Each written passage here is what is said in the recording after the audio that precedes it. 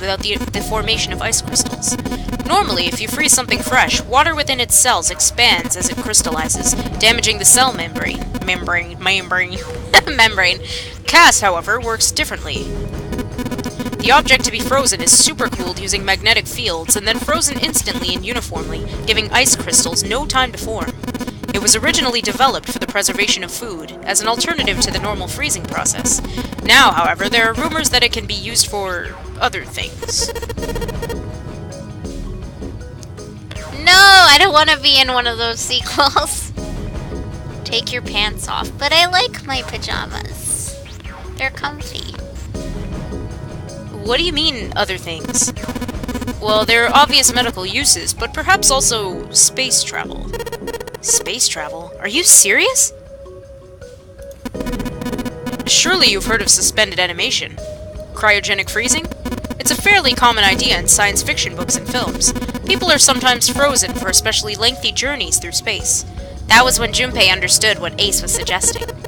Whoa, wait a minute there. Ace looked at him and raised an eyebrow. Are you saying that Alice was frozen using that Cass thing? Well, I'm sure the possibility is quite low, but it is a possibility. If this special ice you call Ice 9 does indeed exist, and if Cass were used to freeze her into that sort of ice instantaneously, you think she could be alive? Well, I can't say for sure, of course. I'm only talking about possibilities. The melting point for Ice 9 is 96 degrees, right? If she were put somewhere where she could reach that temperature... That's nuts! Are you really saying she could have defrosted and started walking about? You're quite right, it does sound unbelievable. But if she had, then we would have an explanation for the man we found dead on the floor. You mean the guy dressed like a captain? Yes. Yes! I couldn't help it. That yes almost, like, made me... I heard it in Captain Falcon's voice. He was dead when we found him. Clearly, he was murdered. But if he was murdered, then by who? It couldn't have been one of us. That would be impossible. In order to enter the captain's quarters, one must first open door 1. That door that requires the Earth key prevented us from accessing door 1. Who was it that opened that door? Santa and Lotus. Right. Clearly, the two of them could not have opened door 1, or any other door for that matter. Who else, then, could have done so? Junpei thought for a second. No, nobody. After Santa and Lotus had used the Earth key, they turned back and met up with Junpei and June, who had just returned from E-Deck. The four of them then proceeded to return to the large hospital room to reunite with Ace, 7, and Clover. When Junpei and his team had gone into the shower room, Ace, 7, and Clover had been left in the large hospital room. But they would have been unable to open door 1. Perhaps when Junpei and June had taken the elevator to door 2 then? No, that would have been impossible. They had been gone only 5 minutes. No human being could have run to the captain's quarters, killed the man in there, and run back in 5 minutes. It would be impossible for any of us to be the murderer. That being the case, who could have killed him? Wouldn't it make sense if his killer was someone who had been in the ship for some time? A person like that would know the ship well. They would know the locations of all the hidden passages and secret doors. The numbered doors would mean nothing to someone like that. It would be a simple thing for them to enter the captain's quarters. Then you're saying the killer was Alice? It was Junpei's turn to raise an eyebrow. Ace drew his thumb across his lips thoughtfully. Well, this is only one possible theory. All ice. Alice. Was Alice indeed somewhere on the ship with them? Junpei had only one clue. The key card in his hand. It would, he hoped, grant him access to the Forest of Knowledge. But beyond that, what waited for him beyond the Forest of Knowledge? Whatever might be there, however, would have to wait. At the moment, there was nothing Junpei could do. He gripped the key card tighter and shoved it deep into his pocket.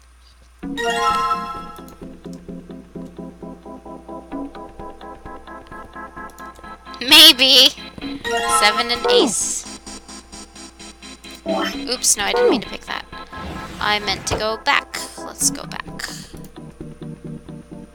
Oh.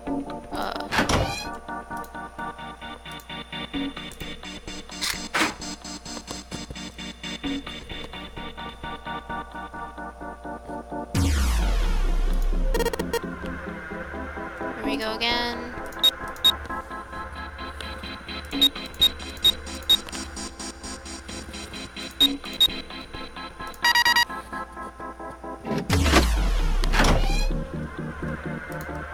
Let's go!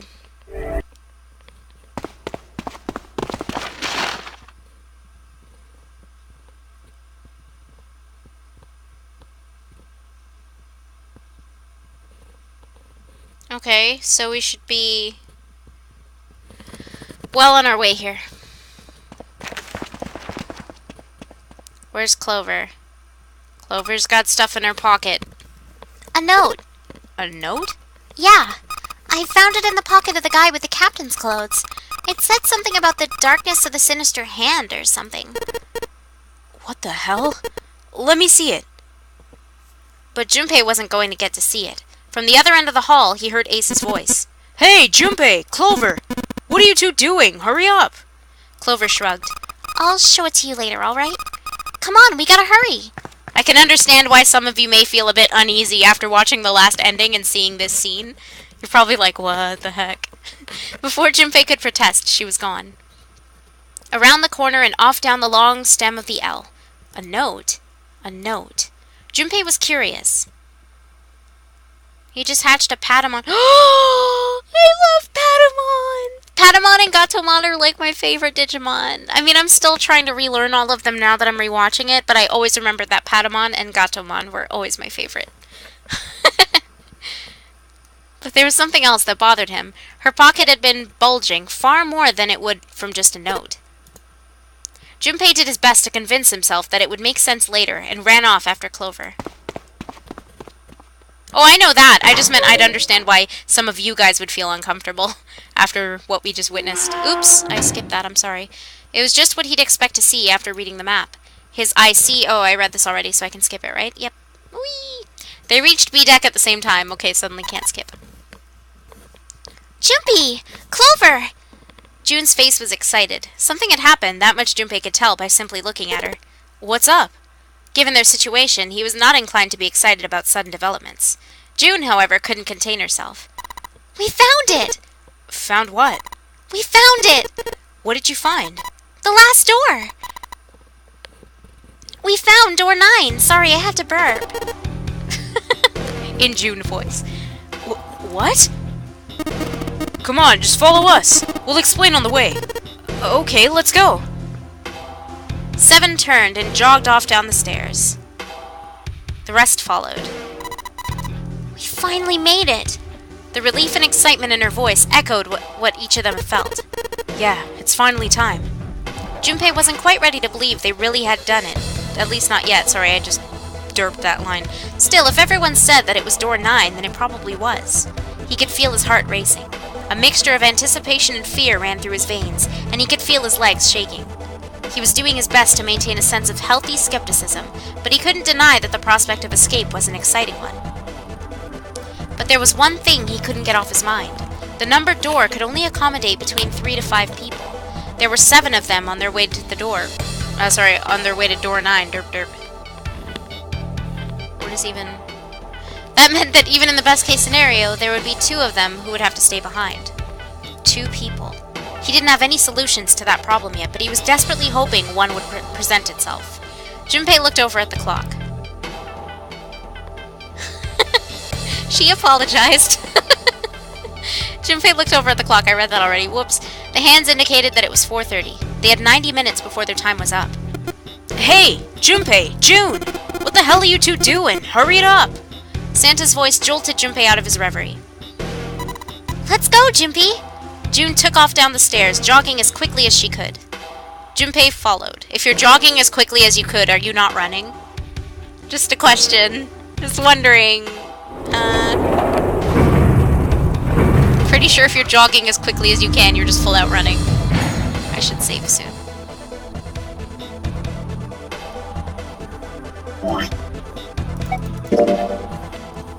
You're making me want to play Digimon games. Ah! Can't wait for Cyber Sleuth to get here. As a group, they piled into the elevator and rode impatiently down to E-Deck. It looked familiar. There was a metal grate between the 2 elevators. Seven grabbed hold of it and began to talk. I know I told you I'd explain it earlier, but honestly, there ain't much to explain. After we split off from you guys, the 4 of us got onto the elevator and left, and that took us to the other side of the grate. After that... They'd headed down another hallway. It took them toward the bow of the ship, or the bow of the ship, I don't know, and eventually to the number 6 that Junpei and June had found earlier. With 4, they'd been able to open the door and keep going. The clock was so important, Junpei had to look at it twice. As usual, they'd faced a locked door, but had been forced to complete 2 different areas before they could unlock it. Once they were through the door, there was another hallway that went in another direction towards the stern. So, on your way, you found the elevator. That's right. So in other words, you kinda did a lap, huh?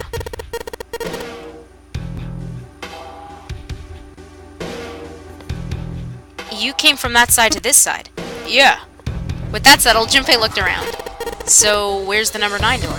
Over here. Follow me. 7 began walking down the hallway that led toward the stern.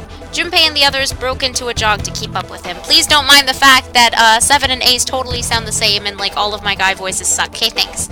They had been walking for a while, June in silent step with Junpei, when she spoke. You know, it's because of Santa that we're all here right now. Huh? That all 7 of us are going to door 9. Huh? You don't get it? Santa, 7, and Lotus. What's their digital route? 9. It's 9. That's right. They could have just left me behind and kept going if they'd wanted to. But they didn't. Yes, because Santa wouldn't let them. He said, we can't leave June behind. That's why we went looking for you guys. And then you got on the elevator and went back to the central staircase. That's right. Well, I wouldn't have called that one. That Santa would be the one to stick up for you, I mean. Junpei felt his eyebrows knit as he considered that. Oh, don't get me wrong. Perhaps June had sensed Junpei's concern. I don't mean that 7 and Lotus said they wanted to leave me behind. We were just talking about it, and Santa objected to it first. Junpei was about to respond when 7 suddenly stopped. In front of them stood a door. So is this...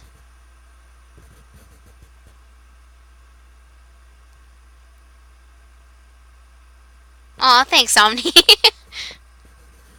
Aw, thanks, guys. I try. I know some people like to point out, like, whoa, why does this guy sound like a girl? And I'm like, well, because I am a girl. I can't do the guy voices very well. Little boys, maybe, but not actual guys. So, is this... Junpei couldn't see 7's face, but he could see him nod. There's no other place for us to go? Aw, thank you. Nope! Just look around. At the end of the hallway was a thick iron wall. To the left and right, other hallways led to the port and starboard sides of the ship, but they were both closed off by thick metal grates. It looked as though 7 was right. The door in front of them was their only choice. Alright, let's get moving. He pulled open the door and walked in. Junpei took a deep breath and followed. It appeared they'd been telling the truth. The first thing Junpei saw as he entered the room was the number. 9. Like all the others, it was a rough thing made of red paint. The door it decorated sat on the back wall of a rectangular room. Junpei ran up to it. It was a large double door with powerful styling. Something about it was almost majestic, and it made the red paint look especially garish. Junpei grabbed the handle and shook. It didn't budge, but then he hadn't really expected it to. The red was bolted to the wall next to the door. Its display read vacant. Finally, they'd arrived. Junpei felt a flood of emotion wash over him.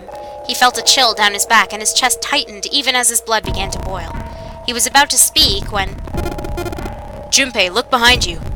He turned around. Junpei could scarcely believe what he saw. Let's save really quick.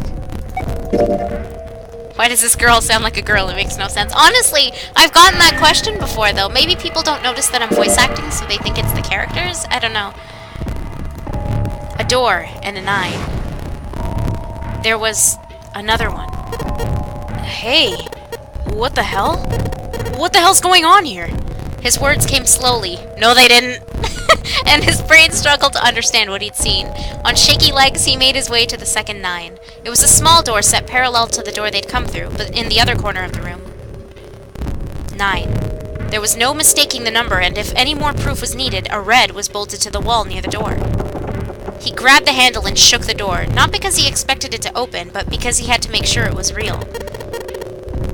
Why the hell are there 2 doors? It was Ace who spoke first. Do Do you think perhaps one is the right door and the other's the wrong one? Lotus was skeptical. I don't know about that. That seems unlikely.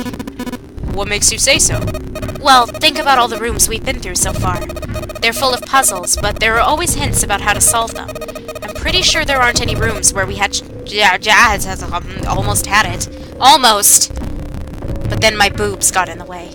I'm pretty sure there aren't any rooms where we just had to go with our best guess and leave it... great, god damn it. And leave it to instinct to solve the puzzle. Do you really think that at the very end of the game, Zero's going to suddenly throw in something that depends entirely on luck? Then you're saying there's some sort of hint in this room? No, I don't think there's a hint anywhere in here. I searched it very well when I was in here before. I didn't find anything that might have been a hint, though. Well then, that means... Yeah, both of these are the right door. I mean, if you think about it, Zero never actually said there was only one door with a 9 on it. The exit's hidden, but it is there. Seek the exit. Seek the door that carries a 9. Junpei began to mutter to himself. So if there are 2 number 9 doors, if we split it up right... That's not gonna work. Junpei blinked and looked up at Clover. She held out her hand. You've got a notebook and a pen, right? Can I borrow them? Slightly confused, he pulled them out and handed them to her.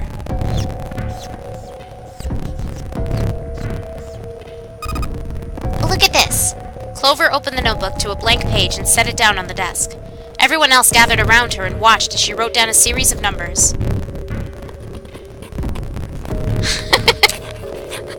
Her own boobs are distracting her from talking. Whoa, stop it. You get it? The numbers on the top are all the combinations with digital roots of 9. The numbers on the bottom are the people who don't fit. There's only 8 possibilities. If we split into 2 groups of 3 or 4 people, so, I read that weird. So, if 3 people go through the door, then 4 are left behind. If 4 go through, then 3 are left behind, right? Clover nodded, almost as if she were pleased with herself for solving a difficult math problem. The room went very quiet. Silence lay across everyone like a thick, heavy blanket. No one spoke. Their faces were blank. Desperate for something else to look at, Junpei turned his eyes to the room around him. As he did, he began to wonder. What was it? The walls were covered with candles. The wavering flames made the shadows of Junpei and his companions look as though they were dancing. How do we know they're not dancing? 2 rows of wooden pews filled most of the room. Between them was a strip of rich red carpet. We should all go to Boobies! Space Dandy! I have the DVD set and I haven't even watched it since I bought it, but that's because I watched the whole series already. But still, Space Dandy! The carpet ran straight through the room, ending at the door that pointed to the stern of the boat. At the other end of the carpet... An altar? It was a recessed space set into the wall between the 2 other doors. Sitting on a raised section of the altar was a coffin. A coffin. A coffin. A coffin. No, it couldn't possibly be. But if it wasn't, then whose body occupied it? That was as far as Junpei wanted to pursue that line of thought. He decided not to think about the coffin for the time being. At that moment, Seven spoke. There was an edge of humor to his voice, but it was forced. Okay. I give up. I give up. I figured if we sat around here long enough, someone would volunteer, but I guess nobody's got the guts to do it. Junpei didn't understand, and he wasn't the only one. What? You guys didn't figure it out yet? Fine, fine. Let me enlighten you. Clover was mostly right with her little explanation earlier, but she missed something. She wasn't really wrong, she just... screw it. Let me just write it out. Seven snatched up the notepad and began to write in it. Everyone else clustered around him, desperate for a look. Oh, there's other sites with Season 2, isn't there, Remix? Unless you specifically want to watch it on Funimation. If you're trying to leave with a group of 3 and a group of 4 and get everybody out, Clover's right. But there's another way. Only one combination, though. If you split us up into groups of 3, 3, and 1, you can make this combination. Wait, this means... Don't get me wrong here. I'm not trying to copy Ace or anything like that. Even if he hadn't been the hero back in the big hospital room, I'd still be saying the same thing. The same thing? Are you saying... Yeah, I am. I'll stay behind.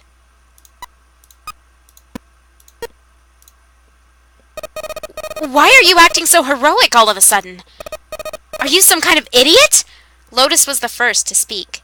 That in itself was a little strange. She'd reacted much differently when Ace had volunteered.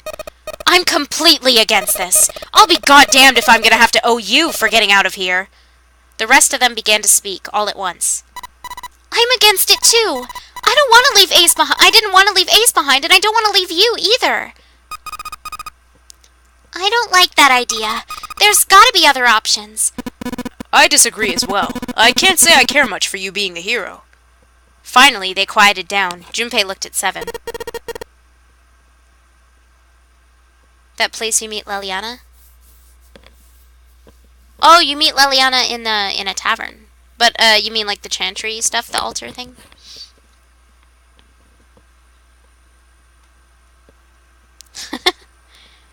Well, there you go, Seven. Proposal denied. Clover's right. There's gotta be a better way than this. Seven made some noise that was somewhere between a derisive snort and a cough. Doesn't make any sense. He was doing his best to pretend they weren't making a foolish decision, but Junpei could see the twinkling of water at the corners of Seven's eyes. That was when Santa spoke. Whoa, hold on a minute. I haven't said anything yet. Until then, Junpei hadn't realized that Santa had stayed quiet for the whole discussion of Seven's fate. Something in his voice made Junpei uncomfortable. Are you agreeing? You want to leave him here? Santa shook his head. Nah, I'm against it. I don't want to leave Seven here alone. Then I don't see how it matters. I said alone. Huh? I said I don't want to leave Seven. I don't want to leave Santa. I don't want to leave myself. I'm now speaking in the third person. I said I don't want to leave Seven alone. There was a dull shine in Santa's eyes. They were cold and hard. Junpei felt himself shiver. What the hell are you... What, you don't get it? I can't leave just one person. I need 2 more. 3 people, including Seven. I'll be leaving behind 3 people. That's my proposal. No. Those are my orders. What do you mean, orders? What the hell makes you think you can order us around? Who the hell's gonna listen to you? You all will. In 3 seconds, you won't have a choice. What? 3, 2, 1. Santa was so fast, Junpei could barely see him. When he moved, it was almost like watching a dance, his feet moving like lightning. He spun and... He had June. See? I told you. His lips curled into a cruel, mocking smile. A shudder traveled the length of Junpei's spine. His chest froze and he could feel his breath go stale in his lungs. Nothing made sense. Junpei felt as though his head were about to explode. Santa's sudden change in attitude, saying that he needed 2 more. The gun in his right hand, a revolver. Santa had grabbed June from behind and pressed what Junpei's shaken brain identified as a revolver roughly against her temple. What was he doing with a gun? Where on earth had Santa possibly found a gun? Junpei's questions roared in his mind, but his mouth refused to ask them. Seven spoke, almost as though he had sensed Junpei's confusion. The gun's from the other room. What room? One of the rooms behind door 6. I should have known he was gonna do this. I should have taken the gun. Well, it's too late now, fat ass. Damn it! A mixture of fury and frustration twisted Seven's face, and he glared at Santa. Santa, for his part, didn't so much as flinch. The corner of his lip twitched into a slightly wider smile. Then the smile faded and he began to move. He walked backward, dragging June with him. Before long, his back was resting against the door. On the wall next to him was the red. He put his hand on the scanner panel quickly and then forced June to do the same. Now, time for you to start following my orders. Ace, Lotus, congratulations. I've chosen you to come with me. Put your hands on the red. That was what Santa had meant when he said he needed 2 more. Hey, you deaf? I gave you an order. Santa's eyes narrowed to slits. He glared at Ace and Lotus. They stayed frozen, like deer caught in the headlights of an oncoming car. Right. Fine. I didn't want to waste any bullets, but you guys just don't get it. No sooner were the words out of Santa's mouth than his hand twitched. and the gun roared. A section of the floor exploded, scattering wooden splinters across the floor. A thin plume of smoke snaked out of the hole in the floor. There could be no doubt that the gun was real and worked. But why? Santa, why are you... Clover's voice spoke of betrayal and disbelief. Santa, I thought you were one of us. I thought we were friends. What? You knew about the leaf word in the four-leaf clover. Santa's cheek twitched almost imperceptibly.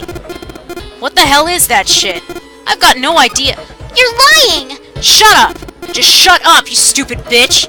You want me to put a bullet in your fucking head? Flecks of spit flew from Santa's mouth, his face twisted with rage. Clover recoiled, her eyes wide. When she spoke, her voice was very small. Santa... He snorted, then shook his head vigorously and turned to face Ace and Lotus. It's too intense! Intense! I can't even read, I can't talk anymore. Alright, assholes. What are you still standing there for? Get over here and scan those bracelets. I don't have all day. Oh, what's the matter? Your hearing's starting to go? Going senile, maybe? Ace and Lotus still didn't move. It almost seemed as though they couldn't move. Sorry, as if they couldn't move. Hey, kitty! June's face was pale behind Santa's arm. Her eyes were wild? Her eyes were wild? Her eyes were wild and her chest heaved with every quick breath, like an animal cornered by a predator. I can't read. Junpei's mind worked furiously. What were they gonna do? Then he realized something. There was nothing they needed to do. There was nothing to debate. June's safety was the first priority. That much was obvious. Doing as Santa had commanded meant that she would be safe from at least 2 threats. She wouldn't be shot, and she wouldn't leave the she would leave the ship alive, along with Santa, Ace, and Lotus. There was only one thing for Junpei to do. He turned to Ace and Lotus. Please, go. Huh? But... Junpei, what are you saying? If you stay here, you're gonna be stuck, Junpei! And so will Clover and Seven! I know, but you don't need to worry about us. We'll figure something out. Right, Seven? Right. You just leave it to us. It's gonna piss me off to do what Santa says, but... To do what Santa says sounds funny. Don't worry about me either. There's still something I have to take care of. But... No! You can't! Ace! Lotus! Don't do it! Don't worry about me, please! June was almost crying. Junpei walked around behind Ace and Lotus. Without a word, he laid a hand on each of their backs and gently pushed them forward. They almost stumbled, then righted themselves and took another step, and another. They turned around and Junpei nodded. Ace and Lotus turned around again and walked slowly toward the door where Santa was waiting for them. After what seemed like an eternity, they stopped in front of the door marked 9. Santa smiled. Alright, now let's get those hands on the scanner panel. What's the holdup? What, you think I'm fucking around here? I don't give a shit about this girl. I can't read. The red doesn't need a person, you know. All I need is the bracelet. You get it? Good. Now put your fucking hands on the scanner. I'm not gonna say it again. He shoved the revolver harder against June's head, and she winced. Fine. Ace sighed, defeated, and placed his hand on the scanner panel. Lotus went next. Lotus glared at Santa and slammed her hand onto the scanner panel. The 4th asterisk blinked on. Good job. Now Lotus, pull that lever. As soon as the door opens, you get your ass in there. Try anything stupid and you know what happens, right? Junpei could almost hear Lotus's teeth grind.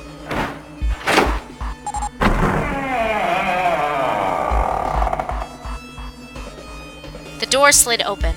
Door number 9 opened at last. It opened with a low, powerful rumble, a drum roll to welcome the chosen few. All right, go! Lotus and Ace walked through the door, their eyes furious but defeated. Santa waited until they were all the way inside, then hauled himself and June across the threshold as well. 6, 7, 8. Later.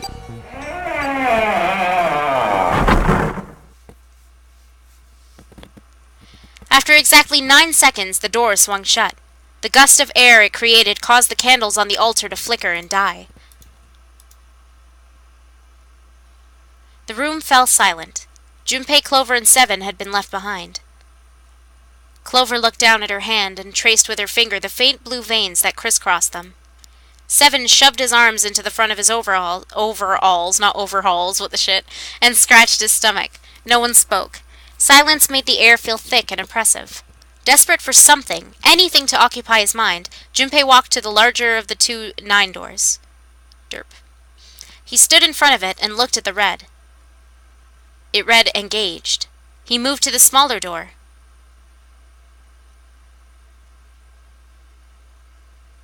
The red, oh, I see what you did there! The red, vacant. That's so confusing. Damn it, English language. The digital root of the remaining people was 7. There was no possible way for them to open a door with 9 on it. Junpei touched the surface of the door. He thought about June, about Akane Kurashiki. Was she safe? That was all that mattered to him. If she was alive, if she had escaped this horrible boat, that was what Junpei prayed for.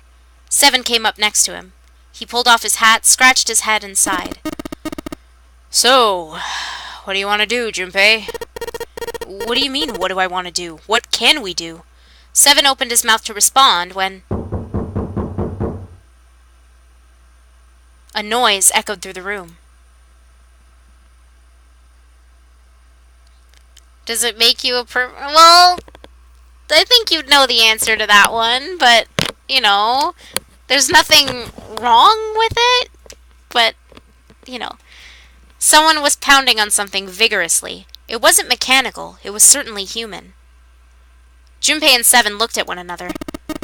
What the hell is that? Shh! Quiet! Clover motioned to 7 to be quiet. She put one finger to her lips and closed her eyes in concentration.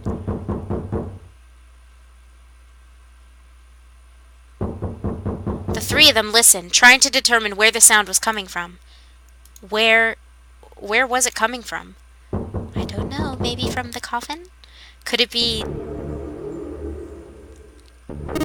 Hey, I think it's coming from this coffin! You're right! Let's open it! But how? What are those muscles for? For show? You're telling me to force it open? Just shut up and... oops, oh my god, it's Junpei! Just shut up and try! Everyone's just mixing their voices around now. Junpei and 7 grabbed hold of the coffin. They tried to get a good grip with what little purchase they could find and pulled it with all their strength. Gah! Damn it! Man, it won't even budge. There was some sort of keypad attached to the coffin. Its purpose would not have been difficult to determine. Their eyes were almost immediately drawn to it. Junpei reveals his true colors. I read a Junpei line as Clover. I'm so sorry. Whoopsie! I didn't mean to do that. It's kind of really confusing sometimes. Not another one. Yeah, looks like it. Do you think we have to put it in the right... God damn it! Take 2 and action! Do you think we have to put it in the right... God damn it! Take 3! Action! Do you think we have to put in the right password or it won't open? I think so. The noise wasn't stopping. In fact, it was getting louder. They had no idea who was in the coffin, but they wanted out, and they wanted out now. They had no idea what they were supposed to do. Without a passcode, it didn't seem like there was a lot they could do. They couldn't even tell how many numbers the passcode needed to be. Isn't there a hint somewhere? Well, let's look for one. Unfortunately, there didn't seem to be anything near the coffin. Clover ran to examine the pews, and 7 investigated the desk, but they turned up nothing. The sound still wouldn't stop. It wasn't a noise that belonged in the room.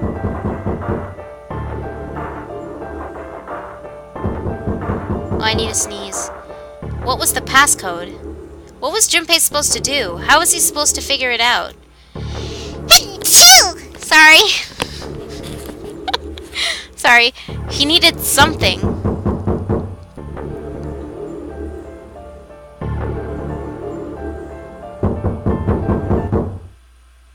To be continued. Ooh! Ooh! Ooh! Ah! Sorry. Unfortunately, that's the wrong answer. Actually, I'm Santa. What? Are you just gonna give up just like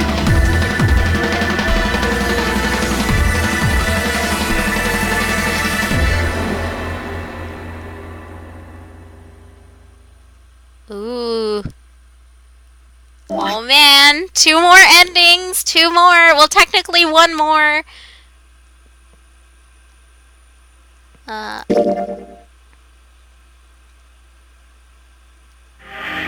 Oh, hoo, hoo, hoo, hoo. Thank you. Thank you. Yeah, so, next time we play, we're probably gonna be finishing this up. That's pretty exciting, actually.